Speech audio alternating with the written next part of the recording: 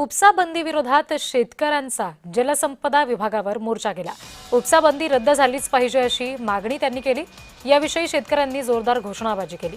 जलसंपदा कार्यालयामध्ये ठिय्या देऊन शेतकऱ्यांनी आपला संताप व्यक्त केला।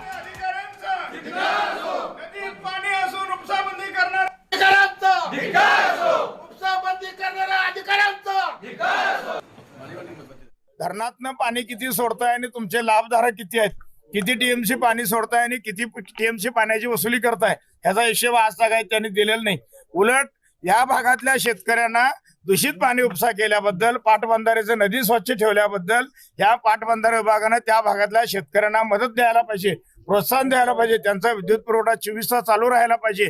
ह्या मागण्यासाठी हे आंदोलन सुरू आहे। ऐन उन्हाळ्याच्या तोंडावर पाऊस नाही, शेतात पिकं करपायला आलेत, घाण पाणी आहे, घाण पाणी उपसायला जरी आम्हाला ह्यांनी परवानगी द्यायला पाहिजे। ह्या मागणीसाठी आम्ही आज या ठिकाणी घेराव आंदोलन घातलेलं आहे।